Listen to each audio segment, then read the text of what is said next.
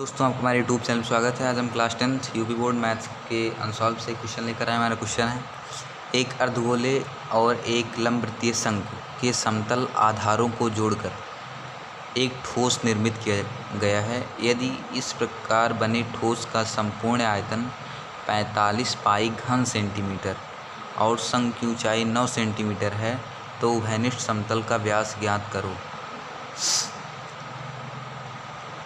चूँकि बोला है कि अर्धगोले और एक लंबवृत्तीय शंकु के समतल आधारों को जोड़कर, यानी कि जो हमारा अर्धगोला है ये हमारा अर्धगोला हो गया, ठीक। और लंबवृत्तीय शंकु के समतल आधारों यानी जो आधार है उसका, अगर हम यही शंकु जोड़ दें ये हमारी आकृति बनेगी। यानी कि जो शंकु था ये आधार और जो हमारा गोला था ये आधार, जब दोनों को ज्वाइंट कर दिया गया तो हमारी आकृति ऐसे बन गई, ये हमारी आकृति हो गई। तो यही बोला है। तो जब इन दोनों को जोड़ दिया जाता है तो जो ठोस का संपूर्ण आयतन है वो 45 पाई घन सेंटीमीटर हो जाता है। यानी कि इसका आयतन प्लस इसका आयतन इक्वल टू 45 पाई घन सेंटीमीटर आयतन। यहाँ खुद ही बोला है कि इस प्रकार बने ठोस का, यानी जब दोनों को जोड़ दिया गया तो जो आकृति बनी हमारी, ये जो हमारी आकृति बनी है इसका आयतन 45 पाई घन सेंटीमीटर है। तो हम लिखते हैं प्रश्नानुसार अकॉर्डिंग टू क्वेश्चन, शंकु का आयतन होता है 1/3 पाई आर स्क्वायर और अर्धगोले का 2/3 पाई आर क्यूब। तो दोनों जोड़कर हमारा बराबर हो जाएगा 45 पाई के। अब देखिए पाई से पाई हम यहाँ काट देंगे। हम यहाँ सबसे पहले पाई कॉमन ले लेंगे और 1/3 कॉमन ले लेंगे, चूँकि दोनों में 1/3 है। अब पाई से पाई काट देंगे, ठीक। अभी जो हमारा 3 यहाँ है, 3 हमारा यहाँ भाग में या गुणे में चला जाएगा, हो जाएगा 9r square plus 2r cube इसका 135। अभी हो जाएगा, अगर 135 को हम इधर लाएँ तो हमारा माइनस हो जाएगा, वहाँ इसकल टू 0 हो जाएगा। तो 2r cube plus 9r square minus 135 is equal to 0। अब देखिए ये बन गया त्रिघात। अब जब त्रिघात का समीकरण बनता है तो आप 9th में पढ़ चुके होंगे शेषफल प्रमेय। शेषफल प्रमेय क्या कहती है? शेषफल प्रमेय ये कहती है कि हम सबसे पहले r बराबर ऐसा ढूंढेंगे, मतलब r का मान ऐसा रख दें कि ये पूरा समीकरण अगर 0 हो जाता है यानी ये संतुष्ट हो जाता है। ये 0, अगर ये भी 0 हो जाए तो हमारा समीकरण संतुष्ट हो गया। समीकरण संतुष्ट हो गया यानी कि हम कह सकते हैं कि r की वैल्यू जो हमने मानी वो एकदम सही थी, ये तभी तो समीकरण संतुष्ट हुआ।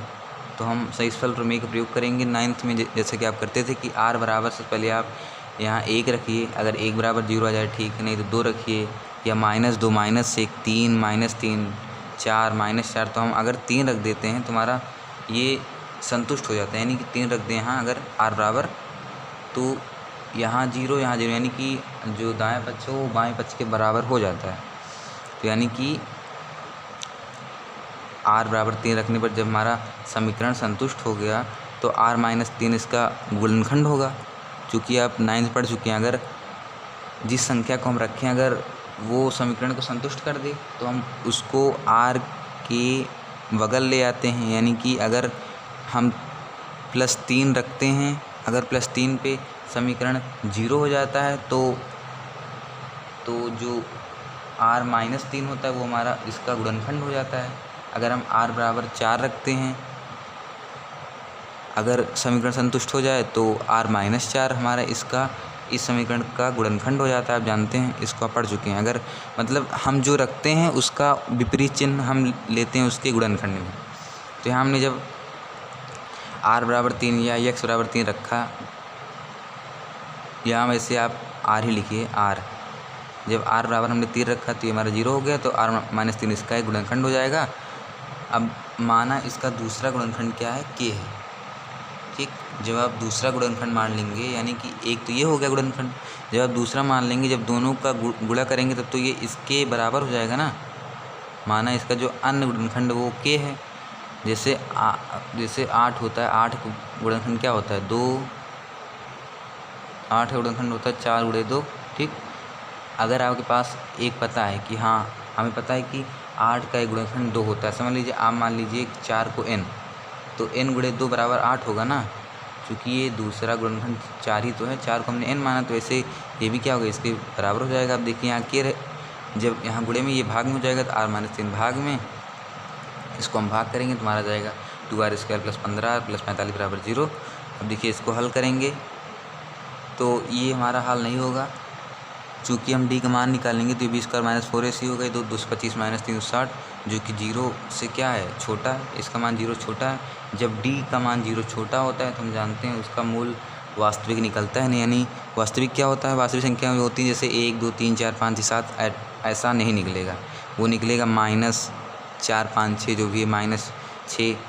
हम जानते हैं कि जो यहाँ बोला है कि व्यास ज्ञात कीजिए, यानी सबसे पहले त्रिज्या ज्ञात करेंगे तभी व्यास ज्ञात करेंगे।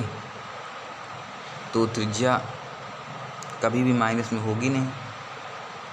विविक्तर हमारा क्या होगा, जो डी है हमारा 0 से छोटा हो गया तो मान माइनस में निकलेगा,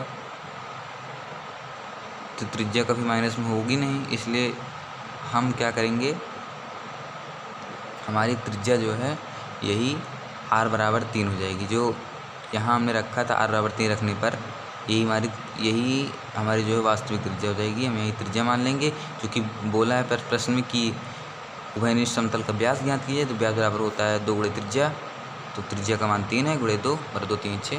थैंक यू, धन्यवाद। ये हमारा आंसर हो गया 6 सेंटीमीटर का। वीडियो अच्छा लगा लाइक शेयर और मेरे चैनल सब्सक्राइब करें।